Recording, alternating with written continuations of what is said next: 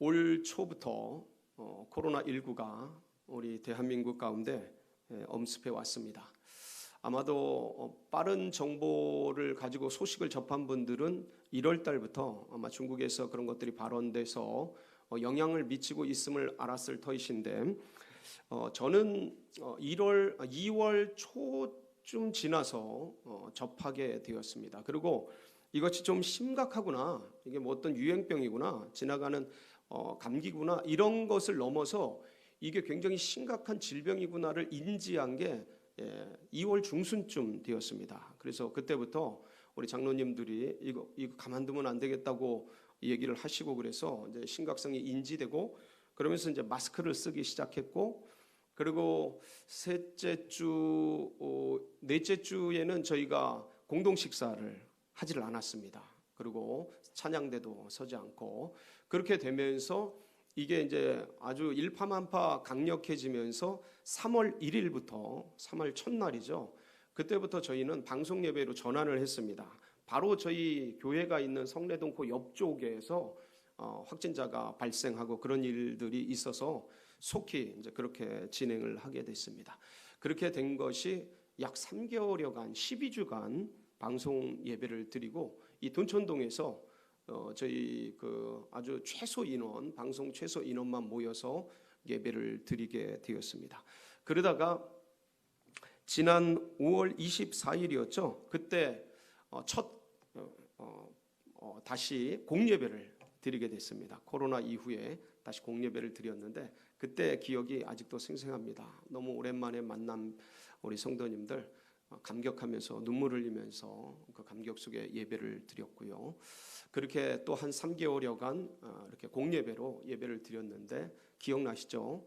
8.15 그때 이후로 급격하게 이제 확진자가 발생을 하고 사망자도 다수 생기고 하면서 이제 또 다시 재확산되기 시작했고, 그 뒤로 이제 3주째가 되었습니다. 저희 교회는 그래서 또 다시 이제 방송 예배로 전환을 해서 이렇게 예배를 드리고 있습니다. 제가 이렇게 코로나 상황을 이렇게 일일이 얘기 드리는 이유가 있습니다. 그것은 뭐냐면, 사실 이게 물론 이게 오래 갈 거다라는 예측은 했지만 이렇게 오래 갈 거다라고 생각은 해보지를 않았습니다. 그러다 보니까 이 코로나 사태가 생기고 처음에 아무도 없는 예배당에서 이렇게 방송 예배 드리고 하는데, 이 뭐라 그럴까요? 이거 굉장히 일대 충격이었죠. 먹먹함을 넘어서 뭔가 좀 되게 답답하고 안타까웠습니다.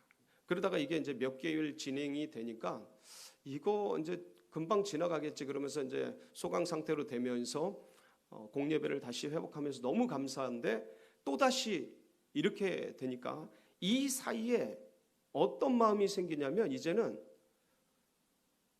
이거 이렇게 굳어지겠구나, 이거 어떻게 할 수가 없구나. 그러니까 다음 세대들이 무너지고 교회가 문을 닫는 건 아니지만 예배를 드리지 못하고 방송 예배로 전환을 하고 전체적으로 막 이렇게 되면서 엄습해 오는 게 뭐냐면, 저뿐만 아니라 우리 성도님들에게도 동일한 비슷한 마음이 있을 거라고 생각이 듭니다. 이거 이러다 이렇게 고착되겠는데? 그러면서 이 상황을 바꿀 만한 힘이 없는 거예요. 그러니까 이걸 어떻게 회복할 만한 어떤 여력이 없는 거예요. 그러니까 다가오는 게 뭐냐면, 그 밑바닥에 무기력함이 밀려오기 시작했습니다. 무기력한 거예요. 어떻게 해볼 도리가 없으니까. 이 상황 속에서 아무것도 할 수 있는 게 없으니까. 그러니까 해보고 싶은데 할 수가 없으니까. 그러니까 무기력해지는 그런 어떤 것들이 이제 밀려오기 시작하면서 나중엔 다 소용없다라는 어떤 무능력함? 그런 나는 아무것도 할 수 없구나. 그 다음에 뭔가 좀 공허하고, 이거 뭔가 하는 그런 어떤 것들이 찾아오면서 힘이 빠지기 시작하는 거예요. 힘이 빠지기 시작하는 거예요. 그러니까 뭔가 싸우고 전투를 하고 영적 전쟁을 벌이고 막 그럴 대상이 있으면 그것과 싸우고 뭔가 서로 모여서 으쌰으쌰하면서 뭔가 자극이 되고 뭐 이런 게 있으면 저게 우리의 적이다 하고 싸우고 뭐 이럴 텐데, 이건 바이러스인 거예요. 바이러스요. 눈에 보이지도 않고 전 세계가 달라붙어서 백신을, 치료제를 구하려고 해도 만들려고 해도 만들어지지 않고, 들리는 얘기는 수없이 변형되고 덧생 게 오고 막 이러다 보니까 뭔가 이제 막막하고 답답하고 이제 그런 무기력함, 무능력함, 그런 공허함, 그러면서 혼돈스러워지면서 우리들 마음을, 성도들의 마음을 그 헛헛한 그 마음 속에 찾아오는 게 뭐냐면, 아마 좀 젊으신 분들은 아마 인터넷이나 유튜브나 방송이나 이런 것들이 갑자기 많이 들어오면서 그런 것들 굉장히 많이 보기 시작했을 것 같습니다. 마음 둘 곳이 없으니까. 그러니까 시간은 있고 삶이 차단되고 하니까 어디다 되게 단순해지잖아요, 삶이. 가정, 뭐 직장도 안 나가는 데가 많고, 예배도 안 나가는 데가 많고, 예배 드려도 딱 끝나고 빡 가고, 전에 같으면 하루 종일 있거나 몇 시간씩 같이 대화하고 셀 모임하고 뭐. 근데 아주 단순해지고, 그리고 남는 시간이 굉장히 많아지고, 가정 있고 협소하게 있고 개인적으로 있고, 그리고 정보는 들어야 되고 계속 문자는 오고, 그걸 들여다보니까 어느 순간 전 국민이, 그러니까 누구라고 하는 게, 이건 성도들만 국한되는 얘기가 아니고요, 모든 전 국민이, 전에는 젊은 이들에게 해당되던 그런 일들이 이제 전 국민에게, 이제 쇼핑도 온라인, 뭐도 온라인, 비대면 전부 이렇게 되어지면서 영적인 무중력 상태가 찾아와 버렸어요. 그러니까 영적인 갈망들이 사라져버려요. 그럼 뭔가 허공 속에 있는 그 느낌, 내 영이 어디로 추구해야 될지, 무엇을 향해 달려가야 될지, 뭘 쫓아야 할지, 어떤 사명을 어떻게 해야 될지, 왜냐하면 다 차단됐으니까, 할 수 있는 게 없으니까. 찬양, 악기 이런 거로 주님을 향해 사역하던 그 뭔가 막 하던 분들이 아무것도 할 수 없으니까, 아무데도 부르는 데가 없고 다 차단되고 취소되고 없어지고, 식당 공사하고 막 서로 섬기고 하던 모든 게 차단됐으니까 막막한 거예요. 어디다 마음 둘 데가 없는 거예요. 왜냐면 서로 나누고 서로 보고 격려해주고 이러는 맛 같은 게 다 사라져버린 거예요. 없어진 거예요. 셀 모임이나 이런 걸 하면서 같이 교우들 만나고 그러면서 어려울 땐 나누면서 힘을 얻고 같이 보면서 자극이 되고, 그러고 저렇게 하는구나, 나도 해야지, 이런 것들이 있는데, 이거 아무것도 없이 완전 홀로 던져진 거예요. 이 속에서 뭐를 해야 되나, 막막하고 답답하고 그런 상황에 우리가 던져져 있습니다. 오늘 이런 상황 속에서 꼭 봐야 되는 말씀이 오늘 본문 말씀이에요. 그래서 제가 이 말씀을 들고 나온 거예요. 여러분, 오늘 본문의 상황과 환경을 얘기해 주는 말씀이 19절 초두 부분이에요. 19절 앞에 보면 이 날, 곧 안식 후 첫날. 어떤 날이에요? 예수님 부활하신 날. 자, 이때의 제자들의 상황이 어땠는지를 여러분 생각을 해보세요. 그동안 3년 6개월 동안 이 제자들은요, 예수님의 기적과 이적과 놀라운 역사를 경험하면서 찾아왔어요. 한국 교회의 성장과 발전과 엄청난 역사를 지난 우리 세대들이 30-40년 넘게 경험을 해왔어요.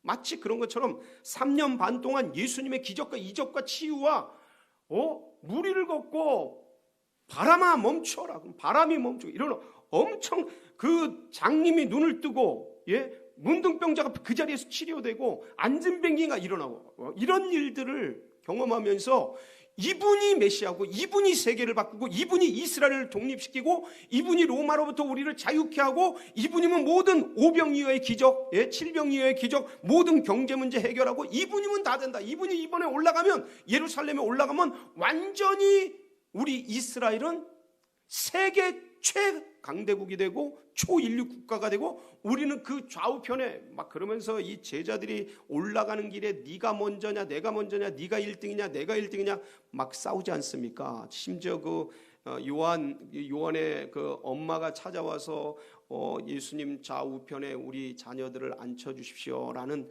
그 치맛바람 운동도 일어나고 그러지 않습니까? 그러니까 이들의 마음을, 제자들의 마음을 가득 채웠던 건 뭐냐면 이 위대한 인물이 이번 예루살렘에 올라가면 왕이 될 거다. 환상에 차 있었죠. 아니 많은 기대감에 가득 차 있었던 거예요. 근데 올라갔는데 어떻게 됐어요? 올라가서 일주일 만에 놀랍게도 겟세마네 동산에서 체포가 되시더니 그냥 기적을 통해서 그냥 확 그냥 없애고 그냥 막 그렇게 하셔도 현찮으신데 예수님이 잡혀가시더니 신성 모독죄로 뒤집어쓰고 국가 반역죄를 지은 사람이 지는 십자가형을 받고 그리고 골고다에서 아무런 힘이 없이 돌아가신 거예요. 여러분 생각해 보세요. 이게 내일이라면 자기 모든 걸 던지고 자기 생을 던지고 그분을 쫓았어요. 그 교수님을 쫓았어. 그 스승님을 쫓았어. 그 변호사님을 쫓았어. 그분을 쫓았어요. 근데 어느 날 갑자기 죽어버려요. 내 인생 어떡하라고요? 그동안 쏟아부은 내 인생 다 포기하고 따라왔는데, 그러니까 이들에게 찾아온 예수님의 그 죽음 앞에 그 골고다에서 십자가에 돌아가신 그분을 보는 이 제자들의 심정과 그분을 따르던 성도들의 심정은 이건 막막함을 넘어서 어떤 면에서는 배신감까지 들지 않았을까? 이거 뭐야? 그러니까 마음이 다 무너진 거예요. 그러면서 3일이 지났잖아요. 이게 이제 안식 후 첫날이니까 3일째잖아요. 돌아가신 지. 그 맥없이 갑자기 돌아가신 거예요, 여러분. 어느 날 심장마비로 그냥 팍 건강하던 분이 팍 돌아가시듯이 예수님이 그날 잘 계시다가 겟세마네에서 또 이 성만찬식도 잘하고 겟세마네에서 갑자기 잡혀서 그 다음날 바로 그냥 새벽에 돌아가신 거예요. 그러니까 바로 잡혀가지고 새벽에 잡혀서 이제 돌아가신 거죠. 그러니까 이들의 심적 상태가 너무나 충격이 큰 거죠. 제자들과 그 따르던 성도들과 따르던 그 무리들이 그 마음의 충격과 고통 이런 것들, 그러면 3일 동안 이런 어떤 그 닥쳤던 그 허망함, 그 마음의 빈 공간에 찾아 들어오는 그 무기력, 그리고 이제 그 무기력과 허망함을 넘어서 이제 불안과 초조와 두려움이 찾아오는 거죠. 왜요? 예수님이 죽었는데 신성 모독죄예요. 그러니까 그 두목이 죽었으니까 그 따르던 사람들도 다 잡으려고 그러지 않겠어요? 해치우려고 그러지 않겠어요? 특히 12제자 같은 경우는 가룟 유다 죽었으니까 11명의 남겨진 제자 같은 경우는 그 70인 그 제자 같은 경우는 굉장히 초긴장이 되지 않겠습니까? 예수님이 갑자기 죽었고 그 충격과 공포, 그 불안, 두려움, 공허감 막 그 속에서 이제는 우리가 죽겠구나 하는 그런 두려움 속에서 이렇게 들어오지 않았겠습니까? 그러니까 이들이 가지고 있는 그 두려움과 불안이 그들을 감싸고 있는 이날입니다. 그날이에요. 안식 후 첫날. 자, 그런데 이날 누가 찾아오셔요? 저녁 때 19절 보면 제자들이 누구를 두려워하고 있죠? 유대인들을 두려워해요. 왜 두려워한다 그랬죠? 아까 말씀드렸죠. 신성 모독죄로 죽었기 때문에 이단이란 말이에요. 이단. 이 당시에 이단이란 말이에요. 그래서 그 이단 무리를 쫓는 유대인들이 이 제자들도 다 죽일까 봐 두려워하면서 이렇게 있는데 그 모인 곳에 문을 어떻게 했어요? 닫았더니, 여러분 이 닫다라는 것은 잠궜다라는 의미입니다. 예, 잠궜다라는 의미예요. 근데 아무도 못 들어오게 무서워서 두려워서 우리들이 잡힐까 봐 닫았고 잠궈버렸는데 그때 누가 찾아오세요? 예수님이 찾아오십니다. 그리고 서서 제자들에게, 이때 도마가 없었어요. 10명의 제자들이 있었던 거죠. 제자들에게 얘기를 합니다. 너희에게 뭐가 있을지어다? 평강이 있을지어다. 여러분, 이 평강이 뭐죠? 샬롬이에요. 헬라어로 에이레네, 히브리어로 샬롬. 평강. 평강이 있을지어다. 지금 제자들 뭐 하고 있다고요? 막 두려워 떠는 거예요. 불안에 떠는 거예요. 지금 사실 이날 안식 후 첫날이기 때문에 이날 저녁에 모였는데 새벽에 막달라 마리아가 예수님 만나고 요한과 베드로도 무덤 찾아가서 빈 무덤 확인하고 이랬던 날입니다. 이미 새벽에, 아침에. 그리고 이 제자들 중에 주님을 만난 몇몇 사람들도 있던 그 시간이에요.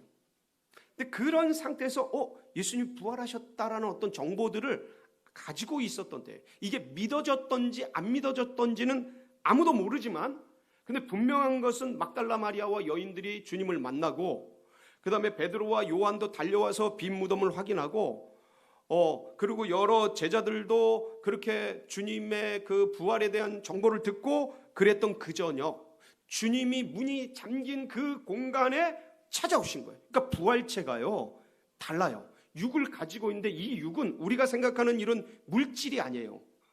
이런 물질을 통과하는 그런 육입니다. 여러분 기억나세요? 예, 이 영은 몸이 없으되, 그러면서 주님께서 그 식사를 하시는 모습이 있습니다. 근데 이게 부활체인데 독특하죠. 우리가 생각하는 그 어떤 천사랑 개념은 다른 겁니다. 천사는 형태가 없잖아요. 근데 이 부활체는 형태가 있어요. 그리고 식사도 해요. 그리고 내 손에 손가락을 넣어봐라, 이렇게 손에 자국도 있고, 물론 없을 수도 있다고 저는 믿어요. 이 부활체가. 예, 그런 희한한 모습으로 이 문 닫힌 문을 통과해서 나오셔서 평강이 있을지어다, 샬롬을 말씀하시는 거예요. 불안에 떨고 있는데, 두려워 떨고 있는데 그 주님이 나타나서 샬롬을 얘기하니까, 그러면서 예수님이 20절에 뭐라고 말씀하셔요? 이 말씀을 하시고 손과 옆구리를 보이시니 제자들이 주를 보고 뭐하고? 기뻐하더라. 주님을 보니까 너무 기쁜 거예요. 자, 중요한 게 있습니다. 두려워 떨고 있는 제자들에게 주님이 나타나셨어요. 평강이 있을지어다, 손과 발을 보여주십니다. 제자들이 주님을 보니까 너무 기뻐요. 안 보이니까 두려워요. 보니까 기뻐요. 그 제자들에게 또다시 주님이 21절 반복적으로 말씀하셔요. 뭡니까? 예수께서 또 이르시되 너희에게 뭐가 있을지어다? 평강이 있을지어다. 여러분, 지금 무슨 말씀하시는 거예요, 주님께서? 이 샬롬이라는 게 뭘까요? 여러분, 샬롬은요, 평안, 평강 이런 거예요. 안정 이런 거예요. 그런데 이것은 어떤 외적 환경에서 주는 마음의 평정이 아닙니다. 히브리어의 이 샬롬의 그 오리지널 원래 그 뜻은 어떤 의미가 있냐면, 미류나무 꼭대기에 지금처럼 태풍이 불고 폭풍이 치는 그런 날, 비바람이 부는 날, 거기에 새가 있는데 애기 새가 막 그 둥우리에서 짹짹짹짹짹짹짹 거리면서 불안에 떨고 바람이 불고 막 비바람이 몰아치니까 불안해서 막 짹짹짹짹짹 날개 퍼덕이면서 그러고 있는 그 새가 있는데, 어미새가 팍 밖에서 있다가 휙 들어와 가지고 아기 새를 팍 안아주는 거예요. 그 어미새의 품 안에서 곤히 잠든 아기새의 편안함, 이게 샬롬이에요. 샬롬의 본 의미가 뭐예요? 그럼 믿음이에요. 신뢰. 그러니까 외적으로는 바람이 멈추질 않았어요. 폭풍이 그대로 쳐요. 비가 들이치고 있어요. 근데 이 아기는 누구에 대한 신뢰가 있는 거예요? 엄마, 어미새. 그 품 속에서 편안히 잠자는 거예요. 이게 샬롬이에요. 주님이 두려워 떨고 있는 제자들에게 평안할지어다, 평강이 있을지어다. 지금 손을 보고 예수님이 나타나신 걸 보고 기뻐하는 제자들에게 평강이 있을지어다, 평강이 있을지어다. 지금 무슨 말씀하시는 거예요? 지금 제자들은 주님이 보이지 않으니까 불안하고 두렵고 무섭고, 지금 보이니까 기쁘고 즐겁고, 지금 그 주님의 외적인 모습이 있느냐 없느냐의 불안과 기쁨이 오가는 이 상황 속에서 주님은 그게 아니다. 진짜 평강은 뭐냐면 내적 관계라요. 내면의 관계, 나를 향한 신뢰, 나를 향한 믿음, 그게 있을지어다. 나의 보이는 모습이 아니라, 만약 주님의 모습을 보고 우리가 믿음이 생긴다면 계속 계셔야죠. 육적인 모습 그대로. 근데 그분이 떠나시잖아요. 안 보이시잖아요. 보지 않고 믿는 믿음이 더욱 귀하다. 이 평강이 있을지어다라고 말씀하시는 예수님의 본 의미가 뭐냐면, 내가 있든지 없든지 그것에 의해 두려움과 기쁨이 왔다 갔다 하는 제자들, 그런 믿음, 그런 성도들이 아니라, 내가 보이지 않든 보이든 그런 것과 관계없이, 외적인 모습과 관계없이 주님을 향한 신뢰, 주님을 향한 믿음, 주님을 향한 끈, 그래서 이 샬롬의 본질적인 의미는 관계의 신뢰입니다. 그걸 놓치지 말아라는 거예요. 그게 평강이다라는 거예요. 여러분, 아이들은요, 영아들은요, 이 눈에 안 보이면 없는 줄 알아요. 영아들은 그렇습니다. 이게 대상 영속성이라는 그런 건데, 이런 게 생기지 않은 아이들은 엄마가 눈에 없으면 엄마가 없는 줄 알아요. 이제 감각기관을 형성할 때 영아들이 이제 한 6개월, 8개월 지나면서 눈에 없어도 안 보여도 없어진 게 아니고, 요 장애물이 비껴지면 거기에 있구나, 계시구나, 존재하는구나를 인식하면서 자기 인식을 가져요. 자기의 독립적인 개체의식을 갖는다고요. 그 대상의 영속성을 확인하면서. 근데 이게 발달이 안 된 영아들은 안 보이면 없는 줄 알아요. 영적 대상 영속성이 자리 잡질 않으면 평강이 사라지는 거예요. 주님이 역사하시고 막 예배가 있고 막 그래야 우리 속에 마음이 편하고 뭔가 있는 것 같고, 그것이 없어지고 사라지면, 저희들도 처음 당하는 일입니다. 이거 저도 그래요. 여러분, 저도 만만찮아요, 마음이. 근데 이런 마음이 찾아와 버리더라 이거예요. 막 예배가 흥황케 되어지고 함께 모여서 식사도 하고 교제도 하고, 저 자체가 천성이 그런 사람인데 그런 게 아예 없어지니까 더 많이 쉽지 않은 거예요. 근데 주님 말씀하시는 거예요. 주님 말씀하시는 거예요. 주님 살아계시다. 진짜 더 중요한 것은 눈에 보이는 이런 현상들이 아니고 눈에 보이지 않는 주님과의 신뢰관계, 주님 붙드는 거, 그걸 놓치지 말아라는, 그걸 붙들으라는, 그걸 의지해서 그 길을 걸어가라라는 말씀을 이 주님께서 제자들에게 지금 하고 계신 겁니다. 여러분, 그러면서 주님이 21절 보면 그 평강 얘기를 하시고 다시 사명 얘기를 하십니다. 21절 볼까요?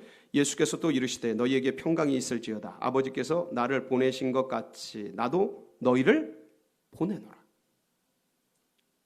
주님이 하늘에서 이 땅에 오셨잖아요. 아버지께서 보내셔서. 그것처럼 나도 너희를 보낸다. 이게 무슨 말씀이에요? 지금 사회 속으로 보낸다는 소리예요. 지금 그 적진 속으로 보낸다는 의미입니다. 지금 두려워 떨고 있는 그 유대인들 속으로 지금 보낸다라는 거예요. 뭐 때문에 보내십니까? 사명이죠. 복음이죠. 근데 지금 저긴 두렵고 불안하고 지금 잡히면 죽을까봐 겁나고 지금 밖에 나가면 비우호적이고 지금 코로나가 횡행하고 지금 굉장히 어려운 상황 가운데 있는데 거기를 어떻게 갑니까? 라고 말할 수 있는 그런 상황이지 않습니까? 그래서 주님이 마지막으로 하신 말씀이 뭔지 아세요? 22절이에요. 같이 읽습니다. 시작. 이 말씀을 하시고 그들을 향하사 숨을 내쉬며 이르시되 뭘 받으라? 성령을 받으라. 너희가 이 예루살렘을 떠나지 말고 아버지께서 약속하신 것을 기다리라. 내가 몇 날이 못 되어서 너희에게 성령을 선물로 보내리라. 여러분 두려우세요? 불안하세요? 마음이 헛헛하세요? 성령을 받으라. 할렐루야. 여러분 사모하세요. 내가 왜 이럴까? 내 마음이 왜 이럴까? 다른 거로 찬 거예요. 두려움이 사로잡은 거예요. 무기력이 사로잡은 겁니다. 그 심령을 다른 세상 것이, 유튜브가 사로잡은 거예요. 그 마음이 인터넷이 사로잡은 거예요. 다른 것들이 차오른 거예요. 그 주님을 향한 눈에 보이지 않고 지금 잡히지 않고 이 코로나 상황 속에서 답답한 이 현실 속에서 이길 만한 뭐 안 보이고 아무것도 느껴지지 않으니까 그 무기력 속에 자리 잡은 게 혼돈이에요. 근데 여러분 그거 아세요? 주님이 우리에게 항상 시험을 주실 때는 이 시험을 딛고 이기라고 이 시험을 주시는 거예요. 항상 시험은 양날 가진 검처럼 와요. 못 이기면 그것에 의해 무너지고 깨지고 아주 광야로 돌지만 그것을 이겨내면 성장하고 발전합니다. 근데 우리 민족에게 하나님께서 큰 시련을 주신 여러 가지 사건을 볼 때 이 시련을 주실 때는 우리나라를 새롭게 하고 이 민족을 새롭게 하기 위해서예요. 기억나세요? 우리가 일제 35년 치하에 있었어요.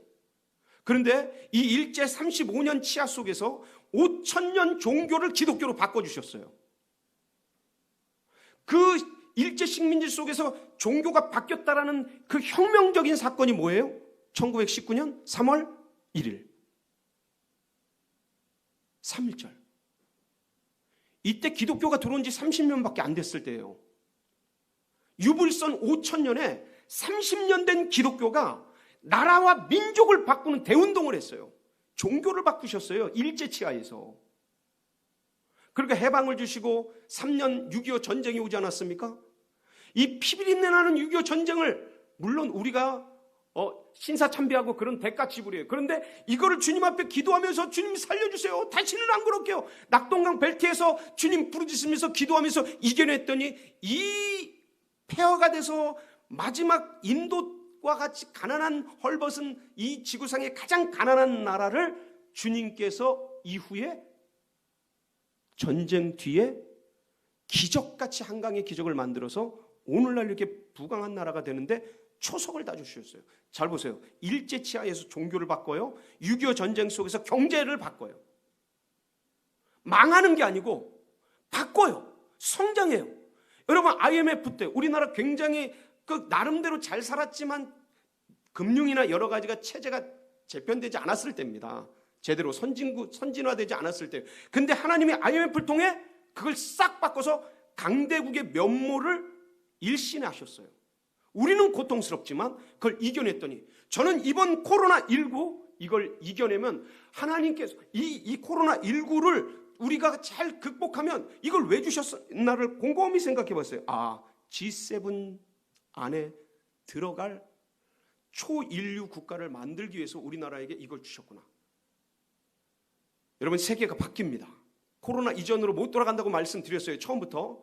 그러면 뭐냐? 이게 재앙이냐? 이게 우리를 망하게 하려고 그러는 거냐? 이 나라 민족을 어렵게 하려고 그러는 거냐? No!